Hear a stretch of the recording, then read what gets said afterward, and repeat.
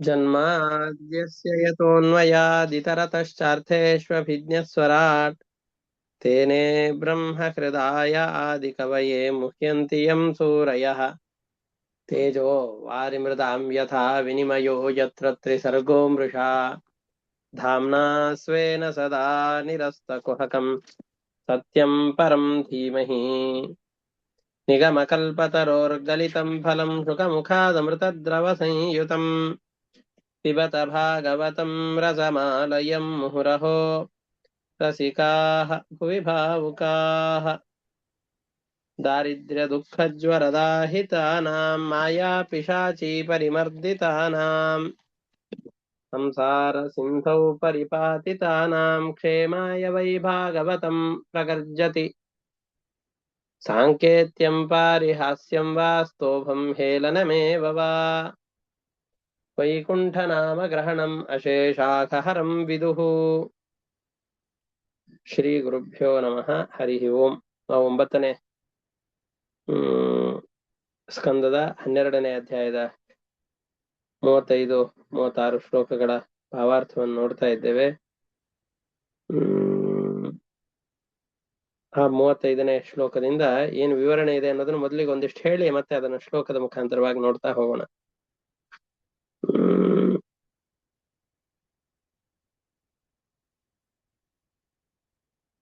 ಈ ಕುರುಕ್ಷೇತ್ರದ ಇದು ಎಲ್ಲ ಆಗಿರೋದು ಎಲ್ಲಿ ಅಂತಂದ್ರೆ ನಮ್ಮ ಕುರುಕ್ಷೇತ್ರ. ದೆಹಲಿಯಿಂದ ಒಂದು 3-4 ಗಂಟೆಯ ದೂರದಲ್ಲಿರುವಂತಹ ಕುರುಕ್ಷೇತ್ರದಲ್ಲಿ ಸರಸ್ವತಿ ನದಿ ಇದೆ. ಆ ಸರಸ್ವತಿ ನದಿ ತೀರದಲ್ಲಿ ಈಗೆಲ್ಲ ಅದು ಅದೃಶ್ಯವಾಗಿದೆ. ಸರಸ್ವತಿ ನದಿ ನಮ್ಮ ಕಣ್ಣಿಗೆ ಕಾಣೋದಿಲ್ಲ, ಗುಪ್ತಗಾಮಿನಿಯಾದಂತಹ ನದಿ ಅದು. ಆ ನದಿಯ ತೀರದಲ್ಲಿ ಊರ್ವಶಿಯನ್ನು ನೋಡ್ತಾ ಇದ್ದಾನೆ. ವಸ್ತುತಃ ಅವನಿಗೆ ಊರ್ವಶಿ ಕಾಣಿಸ್ತಾ ಇಲ್ಲ, ಅವನ ಸಖಿಯರು ಮಾತ್ರ ಕಾಣಿಸ್ತಾ ಇದ್ದಾರೆ. ತಮ್ಮ ವೃತ್ತಾಂತವನ್ನೇ ಹೇಳುವಂತಹ ಅನೇಕ ಶ್ಲೋಕಗಳನ್ನ ಅವರ ಎದುರಿನಲ್ಲಿ ಹೇಳ್ತಾ ಇದ್ದಾನೆ. ಇದೆಲ್ಲ ಈ ವೃತ್ತಾಂತ ಏನಿದೆಯೋ ಇದೆಲ್ಲ ವೇದದಲ್ಲಿ ಹೇಳಲ್ಪಟ್ಟಂತಹ ಅಪರೂಪದ ಭಾಗಗಳಿದು. ವೇದ ಸೂಕ್ತಗಳಿಂದಾಗಿ ತಮ್ಮ ವೃತ್ತಾಂತವನ್ನ ಹೇಳ್ತಾ ಇದ್ದಾನೆ. ಊರ್ವಶಿ, ನಿಂತು ಬಿಡೋ, ನಿನ್ನ ವಿರಹದ ದುಃಖವನ್ನ ನನಗೆ ತಡಿಲಿಕ್ಕೆ ಆಗ್ತಾ ಇಲ್ಲ, ನನ್ನನ್ನು ತ್ಯಾಗ ಮಾಡಿ ಹೋಗಬೇಡ. ನಾವಿನ್ನೂ ಸಂಸಾರದಲ್ಲಿದ್ದು ಅನುಭವಿಸಬೇಕಾದಂತಹ ಸುಖಗಳು ಬಹಳಷ್ಟು ಇದೆ. ಇನ್ನು ಅನೇಕ ವರ್ಷಗಳ ಕಾಲ ಜೊತೆಗಿರೋಣ. ಒಂದು ವೇಳೆ ನೀನೇನಾದ್ರೂ ನನ್ನನ್ನು ಬಿಟ್ಟು ಹೋದಿ ಅಂತಂದ್ರೆ ನನ್ನ ಶರೀರವನ್ನ ನಾನು ಇಲ್ಲಿಯೇ ತ್ಯಾಗ ಮಾಡಿ ಬಿಡ್ತೇನೆ. ನೀನ್ ಇಲ್ಲದೆ ಇರುವಂತಹ ಈ ಶರೀರ ಯಾವುದಕ್ಕೆ ಉಪಯೋಗವಾಗುತ್ತೆ? ಹಾಗಾಗಿ ಈ ಒಳ್ಳೆ ವಿಹಾರಕ್ಕೆ ಸಾಧನವಾದಂತಹ ಈ ದೇಹ ಇಲ್ಲೇ ಬಿದ್ದು ಹೋಗೋದು ಆಗಿಬಿಡತ್ತೆ ನೀನಿಲ್ಲ ಅಂತ ಆದ್ರೆ. ನೀನೊಂದ್ ವೇಳೆ ನನ್ನ ಜೊತೆಯಲ್ಲಿ ಇಲ್ಲ ಅಂತಾದ್ರೆ ನನ್ನ ತೋಳುಗಳು, ನನ್ನ ಶರೀರ ಇವೆಲ್ಲವೂ ಕೂಡ ವ್ಯರ್ಥವಾಗಿ ಹೋಗಿಬಿಡತ್ತೆ ಅಂತ ಈ ರೀತಿಯಾಗಿ ಹೇಳ್ತಾ ಇದ್ದಾಳೆ. ಅದಕ್ಕೆ ಮುಂದೆ ಊರ್ವಶಿಯು ಮಾತನಾಡಿದ್ಲು ಅಂತ ಕೆಲವೊಂದಿಷ್ಟು ಮಾತುಗಳನ್ನು ಹೇಳ್ತಾರೆ. ಆದ್ರೆ ಊರ್ವಶಿಯ ಮಾತುಗಳಲ್ಲ. ಯಾಕೆಂದ್ರೆ ಊರ್ವಶಿ ಈಗಾಗಲೇ ಅದೃಶ್ಯಳಾಗಿ ಪರಲೋಕಕ್ಕೆ ಹೋಗಿ ಬಿಟ್ಟಿದ್ದಾಳೆ. ಹಾಗಾಗಿ ಅವಳು ಮಾತಾಡಲಿಕ್ಕೆ ಅವಕಾಶ ಇಲ್ಲ. ಆದ್ರೂ ಮುಂದೆ ಒಂದು ಇಂತಹ ಸಂದರ್ಭ ಬರುತ್ತೆ ಅಂತ ಅವಳಿಗೆ ಗೊತ್ತಿದೆ. ಜ್ಞಾನಿ ಆದವಳು, ಸ್ವರ್ಗಲೋಕದಲ್ಲಿರುವಂತಹ ದೇವತೆ. ಭವಿಷ್ಯದ ಚಿಂತೆಯನ್ನೆಲ್ಲವನ್ನ ಮಾಡಿ ಅವಳು ಹೇಳ್ತಾ ಇದ್ದಾಳೆ, ಹೌದು, ನನ್ನ ಪತಿಯಾದಂತಹ ಇವನಿಗೆ ಈ ತರದ ಒಂದು ಸಂದರ್ಭ ಬರುತ್ತೆ, ಅವಾಗ ನೀವು ಹೇಳ್ಬೇಕು ಅಂತ ಅವಳ ಸಖಿಯರು ಯಾರಿದ್ರು ಅವರ ಮುಖಾಂತರವಾಗಿ ಕೆಲವೊಂದಿಷ್ಟನ್ನ ಹೇಳ್ತಾ ಇದ್ದಾರೆ.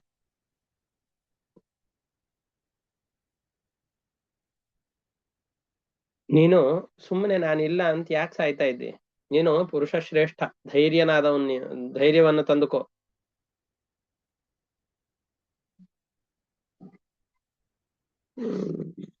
ಈ ಇದ್ರ ತೋಳದ ಭೀಮಸೇನ್ ದೇವರಿಗೆ ವೃಕೋದರ ಅಂತ ಕರೀತಾರೆ. ನಾನು ಹಿಂದೆನೂ ಒಮ್ಮೆ ಹೇಳಿದ್ದೇನೆ. ವೃಕ ಅಂತಂದ್ರೆ ಸಂಸ್ಕೃತ ಭಾಷೆಯಲ್ಲಿ ತೋಳ ಅಂತ ಅರ್ಥ.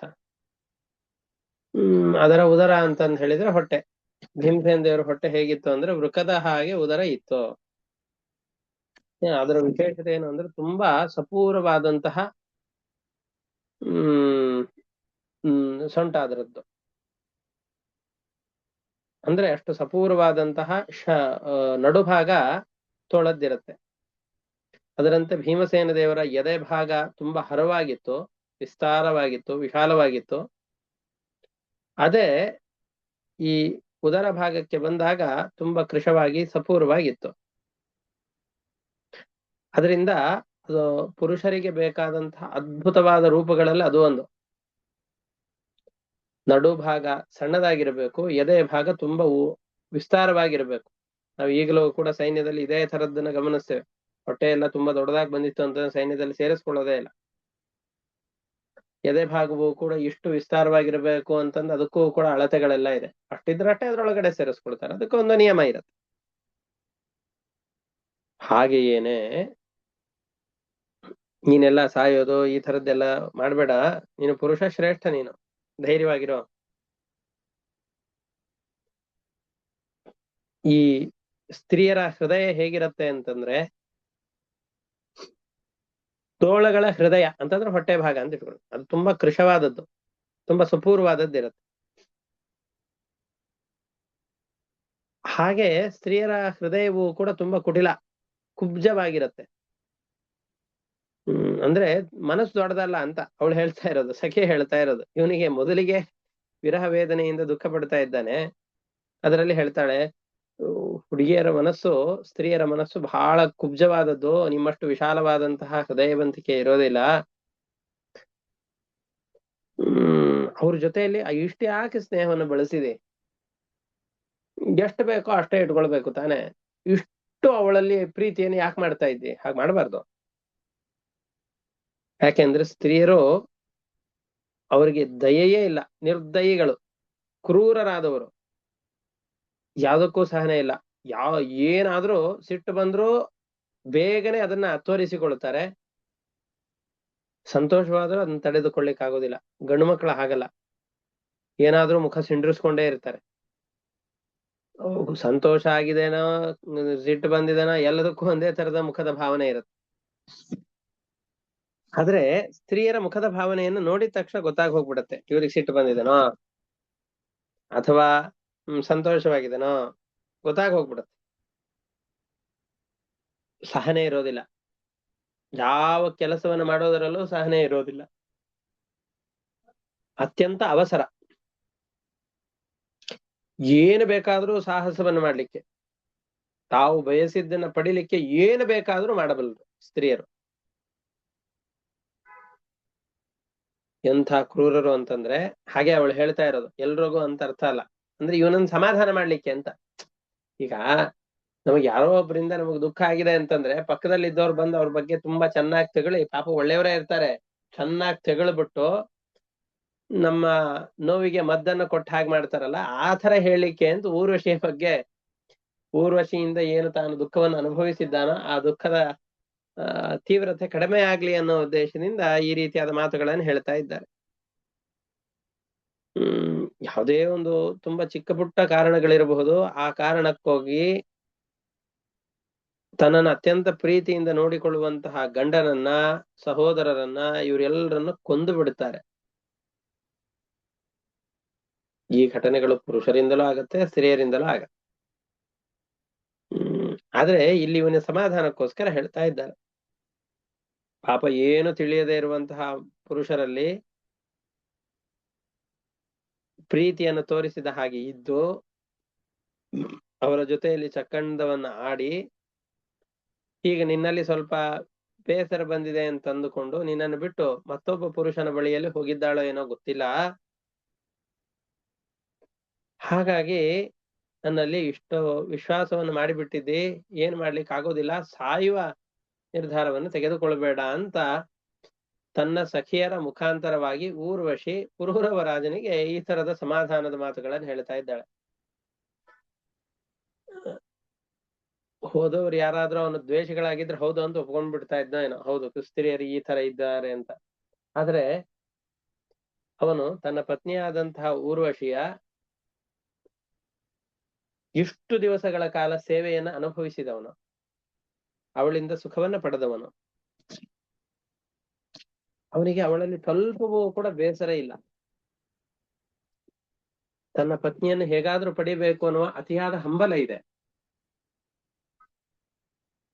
ಹಾಗಾಗಿ ಯಾವ ಮಾತಿನ ಕಡೆಯಲ್ಲೂ ಕೂಡ ಅವನಿಗೆ ಗಮನ ಇಲ್ಲ.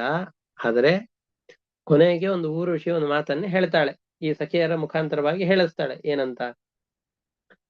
1 ವರ್ಷ ಕಳೆದ ನಂತರದಲ್ಲಿ ಒಂದು ರಾತ್ರಿ ನಾನು ಮತ್ತು ನೀನು ಇಬ್ರು ಕೂಡ ಸೇರೋಣ, ಅಲ್ಲಿಯವರೆಗೂ ಬೇಡ ಅಂತ ಹೇಳ್ತಾಳೆ. ಆ ನಂತರದಲ್ಲಿ ಮತ್ತೆ ಒಟ್ಟಿಗೆ ಇರೋಣ, ಅಲ್ಲಿವರೆಗೂ ಸೇರೋದು ಬೇಡ ಅಂತ. ಆವಾಗ ನಿನಗೆ ಬೇರೆ ಮಕ್ಕಳು ಹುಡ್ತಾರೆ ಅಂತ ಈ ರೀತಿಯಾಗಿ ಹೇಳ್ತಾಳೆ. ಓ, ಹಾಗಾದ್ರೆ ಇವಳು ಬಿಟ್ಟು ಹೋಗಿರೋದು ಯಾವ್ದಕ್ಕೋಸ್ಕರ ಅಂತಂದ್ರೆ, ನನ್ನ ಮೇಲೆ ಸಿಟ್ಟು ಬಂದಲ್ಲ, ಇವಳು ಈಗ ಗರ್ಭಿಣಿಯಾಗಿದ್ದಾಳೆ. ಗರ್ಭಿಣಿಯಾದಂತಹ ಸ್ತ್ರೀಯರೆಲ್ಲ ತಾಯಿ ಮನೆಗೆ ಹೋಗ್ತಾರಲ್ವಾ ಮೊದಲನೇ ಗರ್ಭವನ್ನು ಧರಿಸಿದಾಗ, ಹಾಗೆ ಇವಳು ತನ್ನ ತವರ ಮನೆಯಂತಿರುವಂತಹ ಸ್ವರ್ಗಲೋಕಕ್ಕೆ ತೆರಳಿದ್ದಾಳೆ. ಬಾಣಂತನ ಎಲ್ಲ ಆದ್ಮೇಲೆ ಮತ್ತೆ ವಾಪಸ್ ಬರ್ತಾಳೆ ಅಂತ ಸಮಾಧಾನ ಮಾಡಿಕೊಂಡು ತನ್ನ ನಗರಕ್ಕೆ ವಾಪಸ್ಸು ತೆರಳುತ್ತಾ ಇದ್ದಾನೆ. ಇದಾದ್ಮೇಲೆ 1 ವರ್ಷ ಕಳೆದ ನಂತರದಲ್ಲಿ ಪುರೂರವ ಮತ್ತೆ ಕುರುಕ್ಷೇತ್ರಕ್ಕೆ ಹೋಗಿ, ಯಾಕೆಂದ್ರೆ ಅಲ್ಲೇ ಅವಳ ಜೊತೆಯಲ್ಲಿ ವಿಹಾರ ಮಾಡ್ತಾ ಇದ್ದಿದ್ದು, ಅವಳ ಸಂದೇಶ ಗೊತ್ತಾದದ್ದೇ ಕುರುಕ್ಷೇತ್ರ ಅಲ್ಲಿ ರಾಜ್ಯಭಾರವನ್ನು ಮಾಡ್ತಾ ಇರ್ತಾನೆ. ಮತ್ತು 1 ವರ್ಷ ಆದ್ಮೇಲೆ ಈ ಕ್ಷೇತ್ರಕ್ಕೆ ಬರ್ತಾನೆ. ಊರ್ವಶಿ ಆವಾಗ ಆಗ್ಲೇ 6 ಜನ ಮಕ್ಕಳಿಗೆ, ಪುರೂರವನ 6 ಜನ ಮಕ್ಕಳಿಗೆ ಜನ್ಮ ಕೊಟ್ಟಿರ್ತಾಳೆ. ಆಯೋ ಶ್ರುತಾಯೋ ಅಂತ ಇವರೇ ಮೊದಲಾದಂತಹ ಅನೇಕ ಜನ 6 ಜನ ಮಕ್ಕಳಿಗೆ ಜನ್ಮ ಕೊಟ್ಟಿರ್ತಾಳೆ. ಅದನ್ನ ನೋಡಿ ಬಹಳ ಸಂತೋಷವಾಗತ್ತೆ. ರಾತ್ರಿಯ ಕಾಲದಲ್ಲಿ ಅವರೆಲ್ಲರ ಜೊತೆಯಲ್ಲಿ ಬಹಳ ಸಂತೋಷ ಪಟ್ಟುಕೊಂಡು ಸುಖವಾಗಿ ಇರ್ತಾರೆ ಆ ಪ್ರದೇಶದಲ್ಲಿ. ಇಂತಹ ಸಂದರ್ಭದಲ್ಲಿ ಅವನಿಗೆ ಮತ್ತೆ, ಅಲ್ಲಪ್ಪ ನೀನೀಗ ಬಂದಿದ್ದಿ, ಮತ್ತೆ ನೀನು ಹೋಗ್ತಿ, ನಿನ್ನ ವಿರಹವನ್ನ ತಡಿಲಿಕ್ಕೆ ಆಗೋದಿಲ್ಲ ಅಂತ ಪುರೂರವ ಹೇಳಿದಾಗ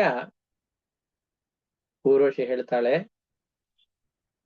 ಗಂಧರ್ವರ ಸ್ತೋತ್ರವನ್ನು ಮಾಡು, ನನ್ನ ಲೋಕ ಯಾವ್ದಿದೆಯೋ ಆ ಲೋಕವೇ ನಿನಗೆ ಸಿಗುವ ಹಾಗೆ ಅನುಗ್ರಹಿಸ್ತಾರೆ ಅಂತ ಪುರೂರವ ರಾಜನಿಗೆ ಹೇಳ್ತಾಳೆ.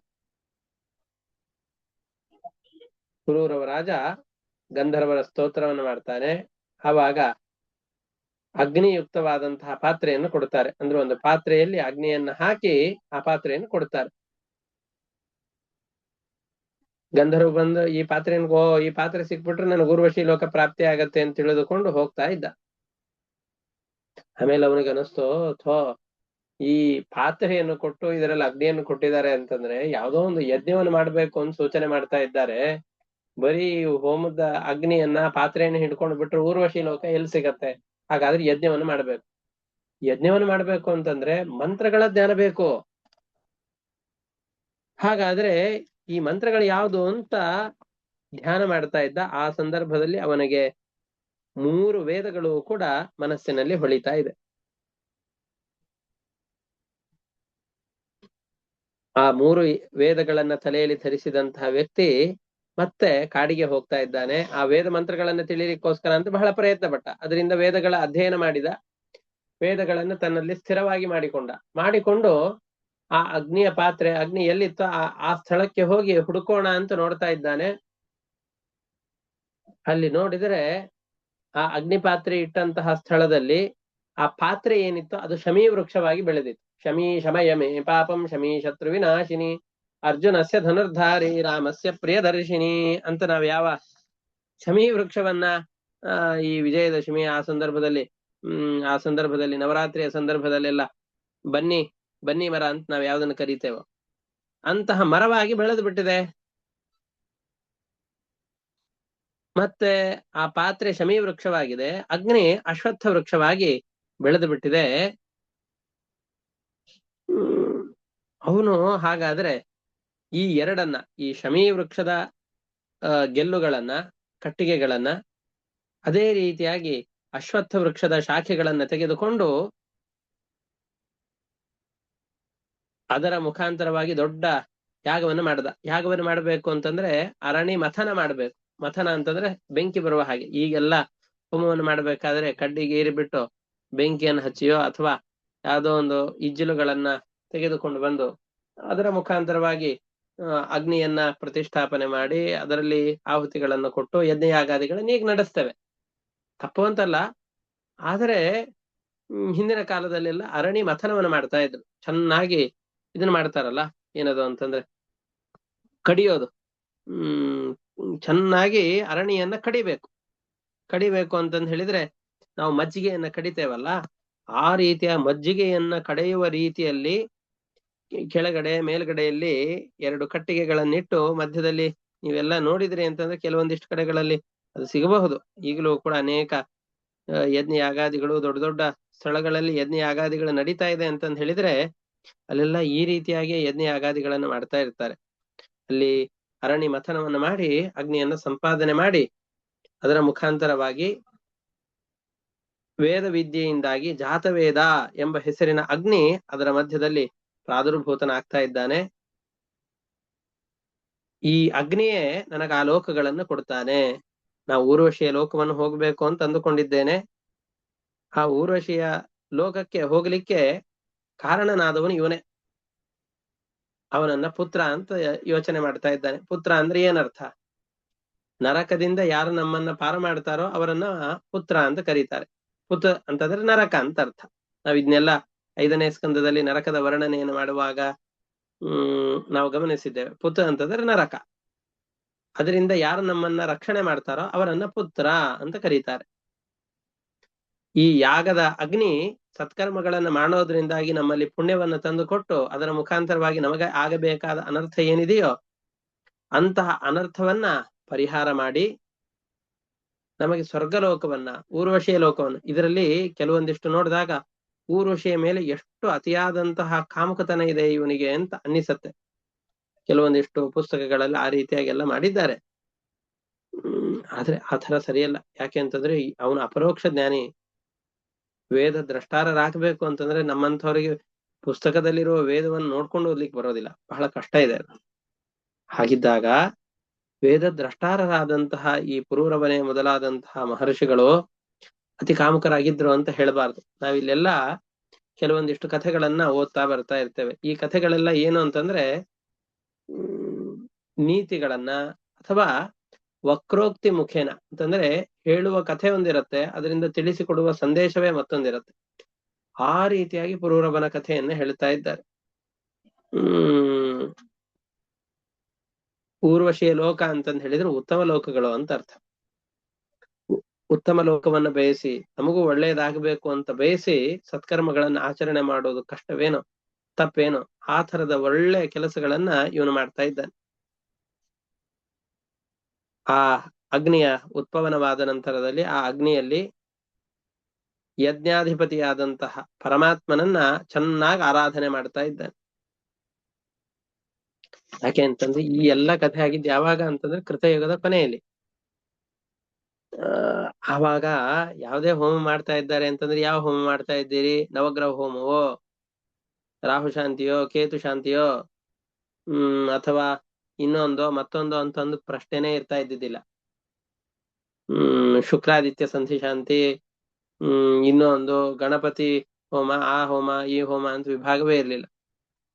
ಯಾಕೆ ಅಂತಂದ್ರೆ ಆವಾಗ ಪ್ರತಿಯೊಂದು ವೇದ ಮಂತ್ರಗಳಿಂದ ಪ್ರತಿಪಾದ್ಯನಾದವನು ಪರಮಾತ್ಮನೊಬ್ಬನೇ ಅನ್ನುವ ನಿಶ್ಚಯದಿಂದಾಗಿ ಎಲ್ಲ ಮನುಷ್ಯರು ಕೂಡ ಮಾಡುವ ಪ್ರತಿಯೊಂದು ಯಾಗದಲ್ಲಿಯೂ ಪರಮಾತ್ಮನನ್ನೇ ದೇವತೆ ಅಂತ ತಿಳಿದುಕೊಂಡು ಯಾಗವನ್ನು ಮಾಡ್ತಾ ಇದ್ರು. ಆ ಕಾರಣದಿಂದಾಗಿ ಆ ಪರಮಾತ್ಮನ ಆರಾಧನೆ ಆ ಸಂದರ್ಭದಲ್ಲಿ ಆಗ್ತಾ ಇತ್ತು. ಹಾಗಾದ್ರೆ ಬ್ರಹ್ಮಾದಿ ದೇವತೆಗಳೆಲ್ಲರನ್ನ ಹೇಗೆ ಆರಾಧನೆ ಮಾಡೋದು? ನಾವ್ ಈಗಲಾದ್ರೆ ಒಂದೊಂದು ಮಂತ್ರದಿಂದ ಬ್ರಹ್ಮನನ್ನ, ಇಂದ್ರನನ್ನ, ಇವರನ್ನೆಲ್ಲ ಆರಾಧನೆ ಮಾಡ್ತೇವೆ. ಆ ಕಾಲದಲ್ಲಿ ಎಲ್ಲ ಮಂತ್ರಗಳಿಂದ ಪರಮಾತ್ಮನನ್ನೇ ಹೋಮಿಸೋದು ಅಂತಾದರೆ ಉಳಿದ ದೇವತೆಗಳ ಆರಾಧನೆ ಹೇಗೆ ಸಾಧ್ಯ? ಉಳಿದ ದೇವತೆಗಳ ಆರಾಧನೆಯೂ ಕೂಡ ಮೋಕ್ಷಕ್ಕೆ ಸಾಧನವೇ. ಅದು ಇಲ್ಲದೇನೆ ಯಜ್ಞವನ್ನು ಹೇಗೆ ಮಾಡ್ತಾರೆ ಅಂತಂದ್ರೆ ಇಲ್ಲ. ಎಲ್ಲ ಆಹುತಿಗಳನ್ನ ಪರಮಾತ್ಮನಿಗೆ ಅರ್ಪಣೆ ಮಾಡ್ತಾ ಇದ್ರು ಕೂಡ ಬ್ರಹ್ಮಾದಿ ದೇವತೆಗಳೆಲ್ಲರನ್ನ ಗುರುಗಳು, ನಮಗೆ ತತ್ವೋಪದೇಶವನ್ನು ಕೊಟ್ಟವರು, ನಮ್ಮ ಜ್ಞಾನದ ಸಂಪ್ರದಾಯವನ್ನ ಹಾಕಿಕೊಟ್ಟವರು ಅನ್ನುವ ಉದ್ದೇಶದಿಂದ ಅವರ ಆರಾಧನೆ ಇತ್ತು.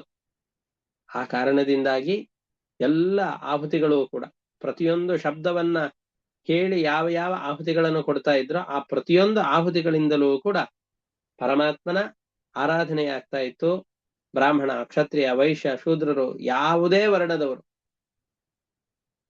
ಯಾವುದೇ ಕರ್ಮಗಳಿಂದಾಗಿ ಪೂಜಿಸಿದರೂ ಆ ಎಲ್ಲ ಪೂಜೆಗಳು ಪರಮಾತ್ಮನಿಗೆ ಸಲ್ತವೆ ಅನ್ನುವಂತಹ ಭಾವನೆಯಿಂದಾಗಿ ಆ ಕರ್ಮಗಳನ್ನು ಮಾಡ್ತಾ ಇದ್ರು. ಕೃತಯುಗದ ಅವಸಾನದ ನಂತರದಲ್ಲಿ ತ್ರೇತಾಯುಗ ಪ್ರಾರಂಭವಾದಾಗ ಇದೇ ಪುರೂರವ ಚಕ್ರವರ್ತಿ ಈ ವೇದಗಳನ್ನ 3 ವಿಭಾಗಗಳಾಗಿ, ಋಗ್ವೇದ, ಯಜುರ್ವೇದ, ಸಾಮವೇದ ಎಂಬುದಾಗಿ 3 ವೇದಗಳಾಗಿ ಪ್ರಚಾರ ಮಾಡ್ತಾ ಇದ್ದಾನೆ. ಅಂದ್ರೆ ಮುಂಚೆ ಈ 3 ವೇದಗಳು ಇರ್ಲಿಲ್ವಾ ಅಂತಂದ್ರೆ ಇತ್ತೋ, ವೇದಗಳು ಯಾವಾಗ್ಲೂ ಇದ್ವೇ ಇತ್ತು. ಈ 3 ವಿಭಾಗವಾಗಿ ವಿಂಗಡಣೆ ಆಯ್ತು ಅಂತಂದ್ರೆ ಅದಕ್ಕೆ ಅರ್ಥ ಇಷ್ಟೇ.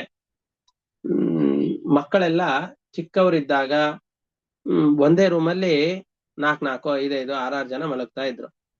ಸ್ವಲ್ಪ ದೊಡ್ಡವರಾದ ಹಾಗೆಲ್ಲ ಒಬ್ಬೊಬ್ರಿಗೆ ಒಂದೊಂದು ರೂಮು, ಒಂದೊಂದು ಕಾಟು, ಒಂದೊಂದು ಮಂಚಗಳು, ಈ ತರ ಅಂತ ಸಪರೇಟ್ ಆಗಿ ಮಾಡ್ತೀವಲ್ಲ. ಅಥವಾ ನಾವು ಸಂತೆಯಿಂದ ತೆಗೆದುಕೊಂಡು ಬರುವಾಗ ಎಲ್ಲ ತರಕಾರಿಗಳನ್ನು ಒಂದೇ ಬ್ಯಾಗಿನಲ್ಲಿ ಹಾಕೊಂಡು ಬಂದಿರ್ತೇವೆ. ಒಂದೇ ಬ್ಯಾಗಿನಲ್ಲಿ ಎಲ್ಲಾ ಇವುಗಳು ಇರತ್ತೆ. ಆಮೇಲೆ ದೊಡ್ಡವರಾಗ್ತಾ ಮನೆಗೆ ತೆಗೆದುಕೊಂಡು ಬಂದ್ಮೇಲೆ ಈ ತರಕಾರಿಯ ಜಾಗ ಇದು, ಈ ತರಕಾರಿಯ ಜಾಗ ಇದು, ಈ ತರಕಾರಿಯ ಜಾಗ ಇದು ಅಂತ ವಿಭಾಗ ಮಾಡೋದಿಲ್ಲೇನು? ಅದರಂತೆ ಈ ಎಲ್ಲವನ್ನು ಕೂಡ ವಿಭಾಗ ಮಾಡಿ ಆಯಾಯ ಸ್ಥಳದಲ್ಲಿ ಇಡ್ತೇವಲ್ಲ, ಅದರಂತೆ ಮೊದಲಿಗೆ ಎಲ್ಲ ವೇದಗಳನ್ನು ಕೂಡ ತಲೆಯಲ್ಲಿ ಧಾರಣೆ ಮಾಡಿಕೊಳ್ಳುವ ಸಾಮರ್ಥ್ಯ ಜನರಿಗೆಲ್ಲ ಇತ್ತು. ಅದರಿಂದ ಕೃತಯುಗದಲ್ಲಿ ಎಲ್ಲ ವೇದಗಳನ್ನು ಧಾರಣೆ ಮಾಡಿದಂತಹ ವ್ಯಕ್ತಿಗಳೆಲ್ಲ ಇದ್ರು. ಆದ್ರೆ ತ್ರೇತಾಯುಗಕ್ಕೆ ಆ ಶಕ್ತಿ ಸ್ವಲ್ಪ ಕಡಿಮೆ ಆಯ್ತು. ಈಗಲೇ ಹೇಳ್ತಾರಲ್ಲ, ನಮ್ಮ ಕಾಲದಲ್ಲೆಲ್ಲ ಜನ ಹೇಗಿದ್ರು, ಈಗಿನ ಕಾಲದ ಹುಡುಗರಲ್ಲಿ ಆ ಶಕ್ತಿನೇ ಇಲ್ಲ ಅಂತ. ಅಂದ್ರೆ ಈಗ 50-60 ವರ್ಷದಲ್ಲೇ ಆ ತರದ ವ್ಯತ್ಯಾಸ ಕಾಣಿಸುವಾಗ ಕೃತಯುಗದ ಜನರಿಗೂ ತ್ರೇತಾಯುಗದ ಜನರಿಗೂ ಬಹಳ ವ್ಯತ್ಯಾಸ ಇರುತ್ತೆ. ಆ ಜನರ ಬುದ್ಧಿಯ ಶಕ್ತಿಗೆ ಅನುಗುಣವಾಗಿ ಈ ವೇದಗಳನ್ನು 3 ವಿಧವಾಗಿ ಪ್ರಚಾರ ಮಾಡಿದ ಈ ವ್ಯಕ್ತಿ ಏನೇ ಆಗ್ಲಿ, ಈ ಪುರೂರವ ಆ ಊರ್ವಶಿಯ ಲೋಕದ ಪ್ರಾಪ್ತಿಗೆ, ಅಂದ್ರೆ ಗಂಧರ್ವ ಲೋಕದ ಪ್ರಾಪ್ತಿಗೆ ಯಜ್ಞಗಳನ್ನ ಶ್ರದ್ಧೆಯಿಂದ ಮಾಡಿ, ಯಾಕೆಂದ್ರೆ ಅವನ ಅರ್ಹತೆಯ ಪ್ರಾಪ್ತಿಗೋಸ್ಕರವಾಗಿ ಈ ತರದ ಯಾಗಗಳನ್ನು ಅವನು ಮಾಡಬೇಕಾಗಿತ್ತು. ಆ ಯಾಗಗಳನ್ನ ಮಾಡಿ ಆ ಯಾಗಗಳ ಫಲವಾದಂತಹ ಲೋಕಗಳನ್ನ ಪಡೆದು ಅದರ ಮುಖಾಂತರವಾಗಿ ಪರಮಾತ್ಮನ ಲೋಕವನ್ನು ಕೂಡ ಪಡೀತಾನೆ ಅಂತ ಈ ಭಾಗದಲ್ಲಿ ಅವನ ಕಥೆಯನ್ನು ಹೇಳಿ ಈ 12ನೇ ಅಧ್ಯಾಯವನ್ನ ಮುಗಿಸ್ತಾ ಇದ್ದಾರೆ. ಇಷ್ಟು ಇಡೀ ಅಧ್ಯಾಯದ ಸಾರಾಂಶ. ಅಂದ್ರೆ ಒಂದು 35ನೇ 43ನೇ ಶ್ಲೋಕದಿಂದಾಗಿ ಇಷ್ಟೆಲ್ಲ ಏನು ಭಾವಾರ್ಥ ಇದೆಯೋ ಅದನ್ನೆಲ್ಲ ನೋಡಿದ್ದೇವೆ. ಈಗ ಮೊದಲಿಗೆ ಒಂದಿಷ್ಟು ಶ್ಲೋಕಗಳನ್ನು ಓದಿ ಅದರ ಅರ್ಥವನ್ನು ನೋಡ್ತಾ ಬರೋಣ. 35ನೇ ಶ್ಲೋಕದಿಂದ ನೋಡ್ತಾ ಬರಬೇಕು.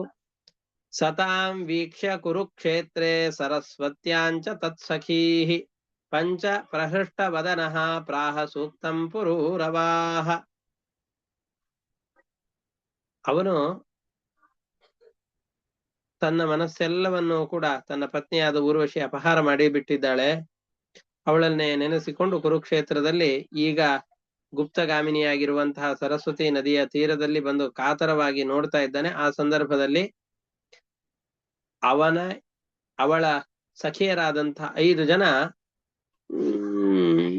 ಇವನಿಗೆ ಒಂದು ವೃತ್ತಾಂತವನ್ನು ಹೇಳ್ತಾ ಇದ್ದಾರೆ. ಅಹೋ ಜಾಯೇ ತಿಷ್ಠ ತಿಷ್ಠ ಘೋರೇ ನ ತ್ಯಕ್ತುಮರ್ಹಸಿ ಮಂತ್ರ ಅದ್ಯಾಪ್ಯ ಅನಿರ್ವೃತ್ತಾ ವಚಾಂಸಿ ಕೃಣವಾವಹೈ. ಇವನು ಗೋಗರಿತಾ ಇದ್ದಾನೆ, ಅವನ ಸಖಿಯರೆಲ್ಲ ನೋಡ್ತಾ ಇದ್ದಾರೆ. ಊರ್ವಶಿ ಎಲ್ಲಿ ಬಿಟ್ಟು ಹೋಗ್ತಾ ಇದ್ದಿ? ಬಿಟ್ಟು ಹೋಗುವಂತಹ ಸಂದರ್ಭ ಇನ್ನೂ ಆಗಿಲ್ಲ, ನಮಗೆ ವಾರ್ಧಕ್ಯ ಇನ್ನೂ ಬಂದಿಲ್ಲ, ನಾವಿನ್ನೂ ಸುಖವಾಗಿರಬೇಕಾದಂತಹ ಕಾಲ ಬಹಳ ಇದೆ, ಯಾಕೆ ನನ್ನನ್ನು ಬಿಟ್ಟು ಹೋಗ್ತಾ ಇದ್ದಿ? ಜೊತೆಗೆ ವಾಪಾಸು ಬಾ ಅಂತ ಊರ್ವಶಿಯನ್ನ ಕರೀತಾ ಇದ್ದ. ಈ ದೇಹ ನಮಗೆ ವಿಹಾರ ಸಾಧನವಾದದ್ದು, ಭೋಗ ಸಾಧನವಾದದ್ದು. ಇಂತಹ ಶರೀರ ಇಲ್ಲೇ ಇದ್ದಾಗ ಈ ಶರೀರವನ್ನ ಬಿಟ್ಟು ನೀನು ಹೋಗ್ತಾ ಇದ್ದೀಯಲ್ಲ, ನೀನು ಹೋದಿ ಅಂತಂದ್ರೆ ಈ ಶರೀರವು ಕೂಡ ಇಲ್ಲಿಯೇ ಪಾತವಾಗಿ ಹೋಗಿಬಿಡತ್ತೆ. ನೀನೇನಾದ್ರೂ ಬರ್ಲಿಲ್ಲ ಅಂತಂದ್ರೆ ನನ್ನ ಶರೀರ ತ್ಯಾಗವನ್ನು ಮಾಡಿಬಿಡ್ತೇನೆ, ನನ್ನ ಶರೀರವನ್ನೆಲ್ಲ ತೋಳ ನರಿಗಳು ಇವೆಲ್ಲ ಬಂದು ಭಕ್ಷಣೆ ಮಾಡತ್ತೆ ಅಂತ ತನ್ನ ಶರೀರ ತ್ಯಾಗದ ಮಾತುಗಳನ್ನು ಅವನು ಹೇಳುತ್ತಾ ಇದ್ದಾನೆ. ಸುದೇವೋಯಂ ಪತತ್ಯತ್ರ ದೇವಿ ದೂರಂ ಹೃತಸ್ತ್ವಯ ಕಾದಂತ್ಯೇನಂ ಮೃಕಾ ಗೃಧ್ರಾಹ ತ್ವತ್ಪ್ರಸಾದಸ್ಯ ನಾಸ್ಪದಂ.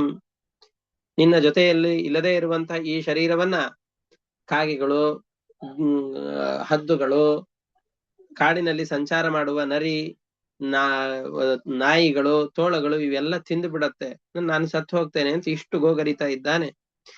ಅವಾಗ ಊರ್ವಶಿಯ ಸಖಿಯರೆಲ್ಲರೂ ಹೇಳ್ತಾ ಇದ್ದಾರೆ. ಇಲ್ಲಿ ಸಖಿಯರು ಅಂತಂದ್ರೆ ಇವನ ಇಂದ್ರಿಯಗಳೆಲ್ಲ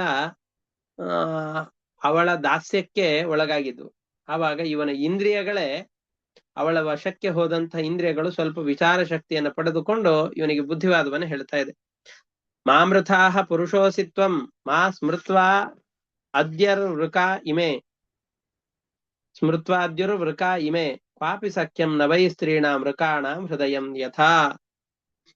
ಈ ತೋಳಗಳ ನೋಡಿ, ಜಗತ್ತಿನಲ್ಲಿ ಯಾವ ಪ್ರಾಣಿಗಳನ್ನಾದ್ರೂ ಸಾಕಿ ಪಳಗಿಸಿ ಬಿಡ್ತಾರೆ. ತೋಳಗಳನ್ನ ಪಳಗಿಸಿದವರು ಯಾರೂ ಇಲ್ಲ. ಯಾಕೆ ಅಂತಂದ್ರೆ ಬಹಳ ಯಾರ ವಿಶ್ವಾಸಕ್ಕೂ ಬರದೇ ಇರುವಂತಹ ಪ್ರಾಣಿಗಳು. ಕೆಲವೊಂದಿಷ್ಟು ಸಿಂಹಗಳನ್ನು ಕೂಡ ಪಳಗಿಸಿ ಅತ್ಯಂತ ಪ್ರೀತಿಯಿಂದಾಗಿ ಸಿಂಹಗಳು ತಮ್ಮನ್ನು ಸಾಕಿದವರನ್ನು ನೋಡೋದನ್ನು ನೋಡಿದ್ದೇವೆ. ಹುಲಿಗಳು ಆ ರೀತಿಯಾಗಿ ಪ್ರೀತಿಸೋದನ್ನು ನೋಡಿದ್ದೇವೆ. ಆದರೆ ತೋಳಗಳನ್ನು ಆ ರೀತಿಯಾಗಿ ಪಳಗಿಸಿದಂತಹ ವ್ಯಕ್ತಿಗಳು ಜಗತ್ತಿನಲ್ಲಿ ಯಾರೂ ಇಲ್ಲ. ಆ ತರದ ಕೆಲಸಕ್ಕೆ ಯಾರೂ ಹೋಗೋದಿಲ್ಲ. ಅದರಂತೆ ಸ್ತ್ರೀಯರ ಹೃದಯವು ಕೂಡ ಅತ್ಯಂತ ನಿಶ್ಚಿತವಾದದ್ದು, ಚೂಪಾದದ್ದು. ಯಾವ ಸಂದರ್ಭದಲ್ಲಿ ಹೇಗ್ ಬೇಕಾದ್ರೂ ತಿರುಗಾಡಿ ಬಿಡುತ್ತೆ. ಸ್ತ್ರೀಯರ ಜೊತೆಯಲ್ಲಿ ಅತಿಯಾದ ಸಖ್ಯವನ್ನು ಮಾಡಬಾರ್ದಪ್ಪ ಅಂತ ಇವನಿಗೆ ತಿಳಿ ಹೇಳ್ತಾ ಇದ್ದಾರೆ ಆ ಊರ್ವಶಿಯ ಸಖಿಯರು. ಸ್ತ್ರೀಯೋ ಹ್ಯಕರುಣಾ ಕ್ರೂರಾಹ ದುರ್ಮರ್ಷಾಹ ಪ್ರಿಯಸಾಹಸಾಹ ಘ್ನಂತಿ ಅಲ್ಪಾರ್ಥೇಪಿ ವಿಸ್ರಬ್ಧಂ ಪತಿಂ ಭ್ರಾತರಂ ಅಪ್ಯುತ. ಸ್ತ್ರೀಯರಿಗೆ ಕರುಣೆ ಅನ್ನೋದೇ ಇಲ್ಲ, ಬಹಳ ಕ್ರೂರರಾದವರು. ದುರ್ಮರ್ಷಾಹ, ಮರ್ಷಣ ಅಂತಂದ್ರೆ ಸಹನ ಶಕ್ತಿಯೇ ಇಲ್ಲದೆ ಇರೋರು. ವಸ್ತುತಸ್ತು ಸ್ತ್ರೀಯರಿಗಿರುವಂತಹ ಸಹನೆ ಬೇರೆ ಯಾರಿಗೂ ಇರೋದಿಲ್ಲ. ಸಮಾಧಾನಕ್ಕೋಸ್ಕರ ಹೇಳ್ತಾ ಇದ್ದಾರೆ. ನಮ್ ಕಡೆಯಲ್ಲೆಲ್ಲ ಬೈತಾರೆ. ಬೆಕ್ಕಿಗೆ ಏನಾದ್ರೂ ಒಂದ್ ಕಡೆಯಲ್ಲಿ ಸುಡ್ತು ಅಂತಂದ್ರೆ ಆ ಕಡೆ ಈ ಕಡೆ ಹೇಗೆ ಓಡಾಡ್ತಾ ಇರ್ತಾರೋ ಹಾಗೆ ಗಂಡು ಮಕ್ಕಳೆಲ್ಲರೂ ಬಹಳ ಸಹನೆಯೇ ಇಲ್ಲದೇನೆ ಆ ಕಡೆ ಈ ಕಡೆ ಎಲ್ಲ ಓಡಾಡ್ತಾ ಇರ್ತಾರೆ. ಇಂಥವ್ರನ್ನ ಏಗಿಕೊಂಡು ಹೋಗ್ಬೇಕು ಅಂತಂದ್ರೆ ಸ್ತ್ರೀಯರಲ್ಲಿ ಬಹಳ ಸಹನ ಶಕ್ತಿ ಇರಬೇಕು. ಇಲ್ಲ ಅಂತಂದು ಹೇಳಿದ್ರೆ ಈ ಕೋತಿಗಳ ಹಾಗಿರುವಂತಹ ಪುರುಷರ ಜೊತೆಯಲ್ಲಿ ವಾಸ ಮಾಡೋದು ಬಹಳ ಕಷ್ಟ ಇದೆ. ಕಾವ್ಯಗಳಲ್ಲೆಲ್ಲ ಅದನ್ನ ವರ್ಣನೆ ಮಾಡ್ತಾರೆ. ಅದಕ್ಕೆ ಕ್ಷಮಯಾಧರಿತ್ರಿ, ಸಹನೆಯಲ್ಲಿ ನಾವು ಹೇಳೋದು ಅಂತಂದ್ರೆ ಭೂಮಿಯನ್ನ ನಾವು ಸಹನೆಗೆ, ಕ್ಷಮೆಗೆ, ಇದನ್ನೆಲ್ಲದಕ್ಕೂ ದೃಷ್ಟಾಂತವಾಗಿ ಕೊಡ್ತೇವೆ. ಯಾರ ಗಂಡಸನ್ನು ಒಂದಕ್ಕೂ ಉದಾಹರಣೆಯಾಗಿ ಕೊಡೋದಿಲ್ಲ. ಆದ್ರೂ ಹೇಳೋ ಸಂದರ್ಭದಲ್ಲಿ ಇವನಿಗೆ ಸಮಾಧಾನ ಆಗ್ಬೇಕು ಅಂತ ಹೇಳ್ತಾ ಇದ್ದಾರೆ. ಸ್ತ್ರೀಯರಿಗೆ ಸಹನೆ ಇಲ್ಲಪ್ಪ, ಎಂತಹ ದುಷ್ಟ ಸಾಹಸಕ್ಕೆ ಬೇಕಾದ್ರೂ ಅವ್ರು ಇಳಿದು ಬಿಡ್ತಾರೆ. ಎಂತಹ ಅಲ್ಪ ಕಾರಣಕ್ಕೋಸ್ಕರವಾಗಿ ತಮ್ಮಲ್ಲಿ ಅತ್ಯಂತ ವಿಶ್ವಾಸ ಇರುವಂತಹ ಸ್ತ್ರೀಯರೆಲ್ಲರನ್ನೂ ಕೂಡ, ಪುರುಷರನ್ನು ಕೂಡ ಕೊಂದು ಬಿಡ್ತಾರೆ. ಹಾಗಾಗಿ ಗಂಡನೇ ಆಗಿರಬಹುದು, ಸಹೋದರನಾಗಿರಬಹುದು, ಯಾರೇ ಆಗಿರಬಹುದು, ಅಂಥವರನ್ನ ಅನಾಯಾಸವಾಗಿ ಕೊಂದು ತಮ್ಮ ಸುಖವನ್ನ ಪಡಿತಾರೆ. ಅಂಥವ್ರ ಮೇಲೆ ವಿಶ್ವಾಸ ಇಡಬಾರದು. ಪಾಪ ನಿನ್ನಂತಹ ವಿಶ್ವಾಸಿಯಾದ ಅಮಾಯಕನಾದಂತಹ ಪುರುಷನನ್ನ ನಂಬಿಸಿ ಬಹಳ ಮೋಸ ಮಾಡಿಬಿಟ್ಟಿದ್ದಾರೆ. ನಿನಗೆ ಕಪಟ ವೃತ್ತಿಯಿಂದಾಗಿ ಊರ್ವಶಿ ನಿನ್ನನ್ನು ಮೋಸ ಮಾಡಿಬಿಟ್ಟಿದ್ದಾಳೆ. ಮತ್ತೆ ಈಗ ಸ್ವರ್ಗಲೋಕಕ್ಕೆ ಹೋಗಿ ಹೊಸ ಪುರುಷನ ಜೊತೆಯಲ್ಲಿ ಸೇರ್ಬೇಕು ಅಂತ ಬಯಸ್ತಾ ಇದ್ದಾಳೆ. ಅವಳಿಗೋಸ್ಕರ ಅಳಬೇಡಪ್ಪ ಅಂತ ಇವರು 5 ಜನ ಸಖಿಯರು ಅವನನ್ನ ಸಮಾಧಾನ ಮಾಡ್ತಾ ಇದ್ದಾರೆ. ವಿಧಾಯಾಲೀಕ ವಿಸ್ರಂಭಂ ಅಗ್ನೇಶ್ವತ್ಯಂತ ಸೌಹೃದಾಹ.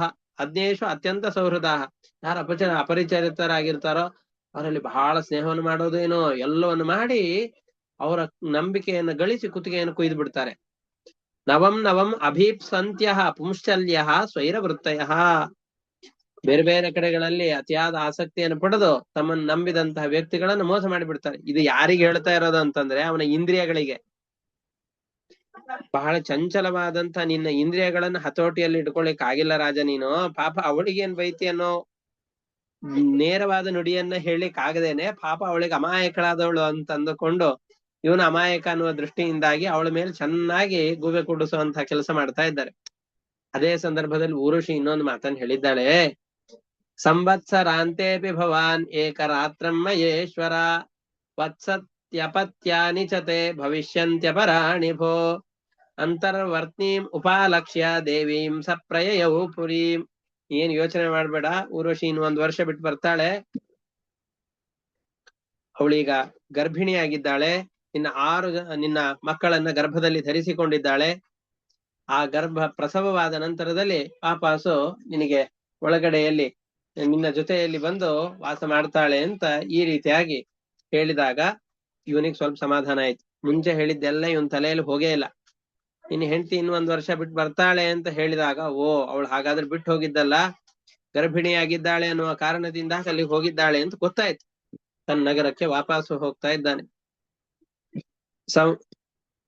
ಅದ ಆದ್ಮೇಲೆ ಪುನಸ್ತತ್ರ ಗತೋಬ್ಧ ಅಂತೆ ಊರ್ವಶಿ ವೀರಮಾತರಂ ಉಪಲಭ್ಯ ಮುದಾಯುಕ್ತ ಸಮುವಾಸತಯ ನಿಶಾಂ. 1 ವರ್ಷ ಕಳೆದಾದ್ಮೇಲೆ ಪೂರ್ವರವ ಮತ್ತೆ ಕುರುಕ್ಷೇತ್ರಕ್ಕೆ ಹೋಗಿ ತನ್ನ ಪತ್ನಿ ಯಾವಾಗ ಬರ್ತಾಳೆ ಅಂತ ಕಾಯ್ತಾ ಇದ್ದಾನೆ. ಆ ಸಂದರ್ಭದಲ್ಲಿ 6 ಮಕ್ಕಳಿಗೆ ಇವಳು ಜನ್ಮ ಕೊಟ್ಟಿದ್ದಾಳೆ. ಅವಳ ಜೊತೆಯಲ್ಲಿ ಅನೇಕ ವರ್ಷಗಳ ಕಾಲ ಸುಖವಾಗಿದ್ದಾನೆ. ಮತ್ತೆ ಕೇಳ್ತಾ ಇದ್ದಾನೆ, ಮತ್ತೆ ಈ ಶರೀರ ತ್ಯಾಗವಾದ ನಂತರದಲ್ಲಿ ನಿನ್ನ ವಿಯೋಗ ಬಂದ್ಬಿಡತ್ತೆ, ನನಗೂ ಉತ್ತಮ ಲೋಕ ಪ್ರಾಪ್ತಿಯಾಗಬೇಕು, ನಿನ್ನ ಜೊತೆಯಲ್ಲಿಯೇ ವಾಸವಾಗಬೇಕು ಅಂತಂದ್ರೆ ಏನ್ ಮಾಡ್ಬೇಕು ಅಂತ ಕೇಳಿದಾಗ, ಅಥೈನ ಮುರ್ವಶಿ ಪ್ರಾಹ ಕೃಪಣಂ ವಿರಹಾತುರಂ ಗಂಧರ್ವಾನ್ ಉಪಧಾವೇ ಮಾಂ ಸ್ತುಭ್ಯಂ ದಾಸ್ಯಂತಿ ಮಾಮಿತಿ. ಗಂಧರ್ವರ ಸ್ತೋತ್ರವನ್ನು ಮಾಡು, ಅವರು ನನ್ನನ್ನ ನಿನಗೆ ಕೊಡ್ತಾರೆ, ನಾನು ನಿನಗೆ ಸಿಗುವಂತಹ ಉಪಾಯವನ್ನ ಅವರು ತಿಳಿಸ್ತಾರೆ ಅಂತ ಹೇಳ್ತಾ ಇದ್ದಾರೆ. ತಸ್ಯ ಸಂಸ್ತುತ ವಸ್ತುಷ್ಟ ಅಗ್ನಿಸ್ಥಾಲೀಂ ದುರ್ನೃಪ ಉರ್ವಶಿ ಮನ್ಯಮಾನಾಸ್ತಾಂ ಸೋವ ಬುದ್ಧ್ಯತ ಚರನ್ವನೆ. ರಾಜ ಚೆನ್ನಾಗಿ ಸ್ತೋತ್ರ ಮಾಡ್ತಾ ಇದ್ದಾನೆ. ಗಂಧರ್ವರು ಬಂದು ಇವನಿಗೆ ಅಗ್ನಿ ಪಾತ್ರೆಯನ್ನ ಮತ್ತು ಒಳಗಡೆಯಲ್ಲಿ ಅಗ್ನಿಯನ್ನು ಕೊಟ್ಟು ಹೋಗ್ತಾ ಇದ್ದಾರೆ. ನಮಗೆ ಕೆಲವು ಮನಸ್ಸತ್ತೆ, ಬ್ರಾಹ್ಮಣರಾದವರು ಸಂಧ್ಯಾ ವಂದನೆ ಮಾಡ್ಬೇಕು, ದೇವರಿಗೆ ನಮಸ್ಕಾರ ಮಾಡ್ಬೇಕು, ಅದ್ ಮಾಡ್ಬೇಕು, ಇದ್ ಮಾಡ್ಬೇಕು, ಓ ಇದ್ ಮಾಡ್ಬಿಟ್ರೆ ಮುಗಿದು ಹೋಯ್ತು ಅಂತ ಅಂದ್ಕೊಂಡು ಇವರೆಲ್ಲ ಬಹಳ ಇದಾಗ್ಬಿಟ್ಟಿರ್ತಾರೆ. ಅಷ್ಟ್ ಮಾಡಿದ್ರೆ ಸಾಕಲ್ವಾ ಅಂತ. ಅದು ಹೇಗೆ ಅಂತಂದ್ರೆ, ಈಗ ಇವೆಲ್ಲ ಯಾವ ತರ ಅಂತಂದ್ರೆ, ಕಿರಾಣಿ ಅಂಗಡಿಗೆ ಹೋಗಿ ಪಾತ್ರೆಗಳನ್ನ ತಗೊಂಡು ಮತ್ತೆ ಅಕ್ಕಿ ಮುಂತಾದವುಗಳನ್ನ ತಗೊಂಡ್ ಬಂದ್ರೆ ಹೇಗೋ ಹಾಗೆ ಹಸುವಾದವನು ಇದನ್ನೆಲ್ಲ ತಗೊಂಡ್ಬರ್ತಾನೆ. ಇದು ಒಂದಾಗಿ ಹೋಗ್ಬಿಟ್ರೆ ಮುಗೀತಾ, ಹೊಟ್ಟೆ ತುಂಬಿಡತ್ತಾ? ತುಂಬೋದಿಲ್ಲ. ಏನ್ ಮಾಡ್ಬೇಕು, ಆ ಪಾತ್ರೆ ಅಕ್ಕಿ ಇವೆಲ್ಲವನ್ನು ತಗೊಂಡು ಬೆಂಕಿಯ ಮೇಲಿಟ್ಟು ಅದಕ್ಕೆ ಚೆನ್ನಾಗಿ ನೀರು ಗೀರು ಇದನ್ನೆಲ್ಲ ಹಾಕಿ ಬೇಕಾದ ಎಲ್ಲ ಸಾಂಬಾರು ಪದಾರ್ಥ ಅವೆಲ್ಲವನ್ನು ಮಾಡಿ ಆಹಾರವನ್ನು ತಯಾರು ಮಾಡಿ ಊಟ ಮಾಡಬೇಕು. ಅವಾಗಷ್ಟೇ ಹೊಟ್ಟೆ ಹಸುವು ನೀಗೋದು. ಇವನಿಗೆ ಪಾತ್ರೆ ಅಗ್ನಿ ಇದನ್ನ ಕೊಟ್ಟ ತಕ್ಷಣ, ಓ ಹಾಗಾದ್ರೆ ನನಗೆ ಊರ್ವಶಿ ಲೋಕ ಪ್ರಾಪ್ತಿ ಆಯ್ತು ಅಂತ ಅನ್ಕೊಂಡ. ಸ್ವಲ್ಪ ವಿಚಾರ ಮಾಡ್ದ, ಓ ಇದು ಎಲ್ಲ ಸಾಕ್ಷಾತ್ತಾಗಿ ನನಗೆ ಆ ಲೋಕವನ್ನು ತಂದುಕೊಡ್ಲಿಕ್ಕೆ ಆಗೋದಿಲ್ಲ, ಇದು ಸಾಧನೆಗಳಷ್ಟೇ ಅಂತ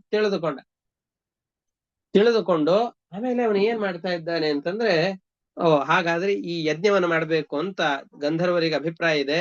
ಆ ಯಜ್ಞವನ್ನು ಮಾಡ್ಬೇಕು ಅಂದ್ರೆ ಮಂತ್ರಗಳ ಜ್ಞಾನ ಬೇಕು, ಆ ಮಂತ್ರಗಳನ್ನ ಕಲಿಬೇಕು ಅಂತ ಆ ಮಂತ್ರಗಳನ್ನ ಕಲಿತ.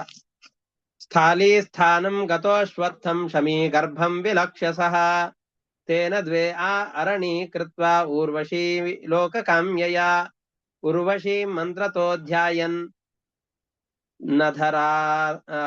ಧ್ಯಾಯತ್ ಅಧರಾರಣಿಮುತ್ತರಾಂ ಆತ್ಮಾನಂ ಉಭಯೋರ್ ಮಧ್ಯೆ ಯತ್ತತ್ ಪ್ರಜನನಂ ಪ್ರಭುಃ.